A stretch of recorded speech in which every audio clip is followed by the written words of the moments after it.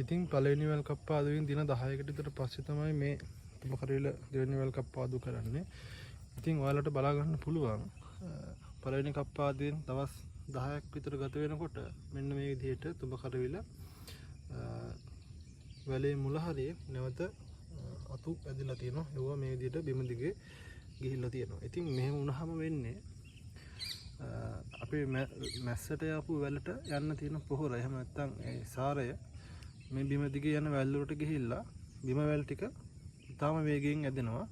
ඒ වගේම උඩ දැල්ල උඩට අපි බඳපු වැල නිසරු වෙනවා. ඒ කියන්නේ ඒක හැදෙන්නේ නැති වෙනවා. වේගය බාල වෙනවා. ඉතින් එහෙම වුණාම අපි දාන පොහොර එතකොට දියර පොහොර ඒ දේවල් වලින් 50%කට වඩා වැඩි ප්‍රමාණයක් අපතේ යනවා. එතකොට මේ බිම වැල් ටික තමයි ගොඩක් සරුවට හැදෙන්නේ. මේක දවස් 2කට 3ට ඊටාම වේගෙන් හැදෙනවා. ඉතින් එහෙම වුණාම අපි කරන්නේ මෙන්න මේ වැල් ටික කපලා අයින් කරනවා.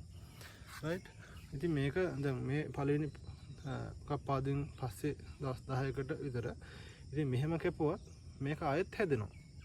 හරි. හොඳට මේක ගහට හොඳට ගහ මුල් දුවලා හැදෙනකොට ගහ හොඳට වර්ධනය වෙනකොට මේක කීප අවස්ථාවක් මේ විදිහට කපලා අයින් කරන්න සිද්ධ වෙනවා. ඉතින් ඒ හින්දා අපි මේ විදිහට මේ වැල් ටික නිතර කපන්න ඕනේ. ඉතින් මෙන්න මේ විදිහට මෙන්න මේ ඔයාලට පේන්න ඇති මෙන්න මේ අංකුරයක් ඇවිල්ලා තියෙන මේ අංකුරෙත් එක්කම කැපෙන්න කපලා අයින් කරන්න. නැත්තම් වෙන්නේ ආයෙත් ඒ අංකුරය ආය ඇදෙන එක. ඉතින් ඒ විදිහට මෙන්න මෙහෙම ඔක්කොම වගාවේ යටින් එන දළු සහ කොළ ඔක්කොම කපලා අයින් කර ගන්න ඕනේ. ඉතින් දැල්ල විතරක් නෙමෙයි මේ යට ලණුවට යටින් තව පත්‍ර එහෙම තියෙනවා නම් කොළ ගහේ ඒවත් අයින් කරලා දාන්න ඕනේ. මොකද නැත්තම් ඒ කොළ දිගේ පණුවෝ ඒ වගේ සත්තු ගහේ උඩට ගිහිල්ලා ගහේ උඩ කොටස් වලටත් හානි කරන්න පුළුවන්.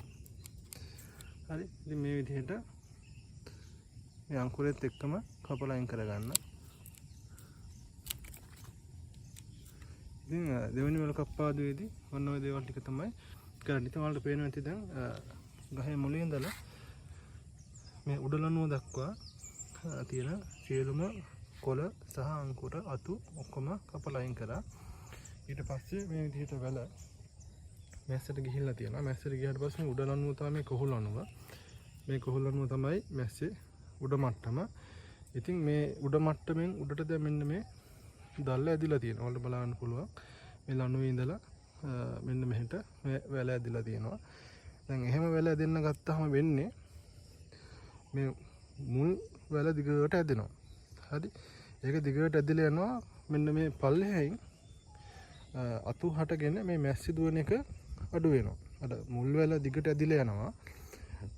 මේ මැස්සේ අපි බැඳලා තියෙන මැස්සේදී මැස්සේ යට ලණුවේ ඉඳන් උඩ ලණුව දක්වා මේ අතර කොටසේ වැල් ඇදෙන එක අඩු වෙනවා. ඉතින් ඒකට අපි කරන්නේ මෙන්න මේ උඩ ලණුව තියෙනවනේ.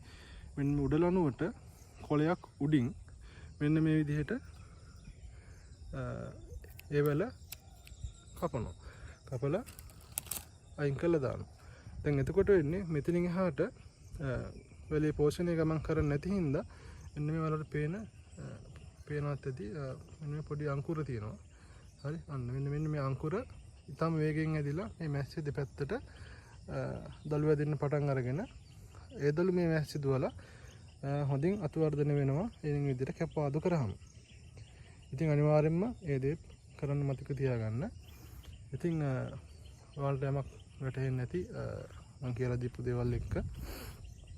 ඉතින් අපි බලමු දැන් ආයෙත් දවස් 10කට විතර පස්සේ මොකද වෙලා තියෙන්නේ කියලා. ඉතින් එහෙනම් අදට මම නවතින්නම්. ඉතින් මගේ YouTube channel එකත් subscribe කරලා ඉතින් පොඩි support එකක් දෙන්න කියලා ඔයාලට ආදරෙන් මතක් කරනවා. ඉතින් සුබ දවසක් ඔයාලට.